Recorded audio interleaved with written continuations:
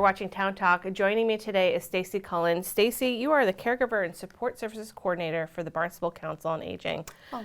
That is a mouthful. Well, thank you. It is a mouthful, and so, it's a lot of work, but it's, very enjoyable, and it's rewarding for the town to have these programs. Yes, it's very important. I think we want to talk about the caregiver and support services that you provide to residents, their family members that are caregiving for them. So let's start with your library program, because I think that is so amazing. You're in every single library here in the town of Barnstable for about 2 hours, 1 day a week, just providing services to anybody who wants to come in and talk to you. They can talk to you about, what needs they have, but you also do programs specifically while you're at the library. So let's talk a little bit about that. Oh, well, thank you. All right, so the library programs are awesome. We've been doing it for a little bit over probably almost 2 years now. I can't believe it. Right. And I go to each library once a month for 2-hour segments. We talk about anchors in our community, different resources that we have for caregivers and older adults. We talk about aging toolkits. I often provide programs such as our memory programs. One of our most popular is What's Normal, What's Not. And that's very well attended, and it's a lot of fun. We've done the UCLA memory program at each library, which has been very successful. We've talked about solo aging. We've talked about caregiver needs, specifically, I said, again, resources in our community, but also communication, the importance of caregiver self-care, different options we have. And we have a new program called Decisions, Decisions, Decisions, because sometimes being a caregiver, you just feel, I make these decisions every day. How do I break it down and make a positive decision for both myself and the person I'm caring for? It's a lot to think about. And being at the village libraries, I think, gives you, you're closer to the people. We're a very village-centric town. So being out each one of those village libraries to provide these services. And is it a set schedule? It's a set schedule. So in our Thrive magazine that comes out every other month, it has the dates and the times that I'll be at the library. And I'm available for those 2 hours or any other time if you want to call and say, hey, can I meet you there? I have met numerous citizens at the library because it's more convenient. And I have resources available for them. We have privacy. We have ability to have a private conversation. Each library has been amazing with supporting our programs. If there's an idea or a research that I feel the community may need, they're right on top of ordering books. Wow. For our people, which is amazing. So the library time is very well used, and it's been a blessing for each village that we've been able to do it, which is very cool. And I like the accessibility because our main center is in Hyannis. And sometimes going from Marston's Mills, West Barnstable, Cotuit, it seems like a ride. So it's nice to know that we're available for each village. That's great. And one thing that I hear is that I may not see you all the time, but I know that you're there, and that makes me feel good. That's great. What a wonderful collaboration, and hopefully people, they'll learn about it today and they'll take advantage of it, because it is a you're such a source of information for people, especially with caregivers. So I want to move into a lot of the caregiver programs that you do. You do offer a respite program for caregivers at the Barnstable Council on Aging. Let's talk a little bit about that, because I think it's important for caregivers to know that they have support.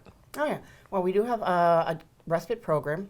We have 4 to 5 a month, and we have them on the first and third Wednesday of the month, and the second Monday and the fourth Tuesday. I know that sounds a little complicated, but I wanted to have at least a program once a week and be on different days so people could make their appointments. They could have some time to themselves.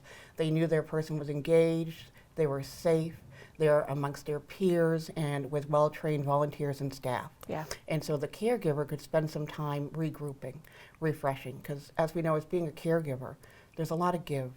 And sometimes we forget to take care of ourselves when we're so busy in the care part. Yeah, it's important for caregivers to know that they can take that time for themselves, but they don't have to worry about their family member or their loved one being in an unsafe situation. And you do some great programs. Oh, thank you. With the clients that come in for this program. You do all sorts. I know you do. You play music for them and talk about things when they were younger and kind of. Yep. So we do reminiscent programs where we talk about things that have happened in the past. We have done share your own story. So it's talking about life on Cape Cod, or how we managed to be here, or if we were raised here. We have a wonderful program called Music and Movement, where we have chair exercises coordinated to music. We also have a yoga program. It's a chair yoga, which has been incredibly successful.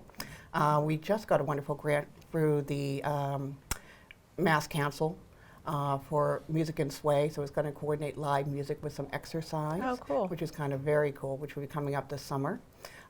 We also do provide a lunch and a snack, and we utilize the outdoor area that we have as well. But we also utilize a lot of great programming that we have at the Barnstable Adult Community Center, because we also have many dementia-friendly programs as well. Right. That's my next. I was going to move into dementia friendly.